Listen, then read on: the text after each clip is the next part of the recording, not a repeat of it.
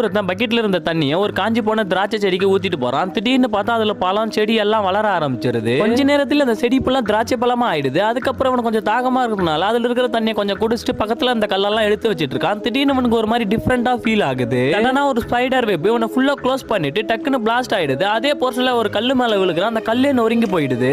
அப்புறம் பக்கத்துல இருந்த எல்லா கல்லுமே இவனால அசால்ட்டா தூக்க முடியுது. அந்த பக்கெட்ல இருந்து எல்லா தண்ணியுமே குடிச்சு பார்த்தா இவனுக்கு ஏதோ ஒரு சூப்பர் பவர் கிடைச்ச மாதிரி இருக்கு. இவன் தண்ணி ஊத்துன செடியில பழம் இருக்கத பார்த்துட்டு அதுல இருந்து ஒரு பழத்தை எடுத்து சாப்பிட்டு பார்க்கறான். அந்த பழத்தோட டேஸ்ட் ஒரு திராட்சை பழத்துல இருக்கிற டேஸ்ட் மாதிரியே இல்ல, ஒரு மாதிரி டிஃபரெண்டா சூப்பரா இருக்கிறதுனால இதை சேல்ஸ் பண்ணலாம்னு சொல்லிட்டு முடிவு பண்றான். ஒரு ரோட்டோரமா எல்லா பழத்தையும் ஒரு கூடையில வச்சுட்டு இது வரைக்கும் யாரும் சாப்பிடாத பழத்தை நான் கொண்டு வந்திருக்குன்னு சொல்லி சத்தமா சொல்றான். எல்லாரும் அப்படின்னா புதுசா பழத்தை கொண்டு வந்திருக்கான்னு சொல்லி பாக்குறாங்க. ரேட்டு கேட்டா $80 சொல்றான். சாப்பிட்டு பார்த்துட்டு அப்புறமா வாங்கிக்கணும்னு சொல்றான். ஒரு பழத்தை எடுத்து கொடுக்கும்போது அவன் சாப்பிட்டா அவனுக்கு ஒரு மாதிரி டிஃபரெண்டா ஃபீல் ஆகுது. இந்த பழத்தை சாப்பிட்டு முடிச்ச பிறகு எனக்கு இருந்த பேக் பெயினே போச்சுன்னு சொல்றான். இதை கேட்ட இன்னொருத்தன் அவனும் வாங்கி சாப்பிட்டு பாக்குறான். அவனுக்கு ஒரு மாதிரி பறக்கிற மாதிரி ஃபீல் ஆகுது.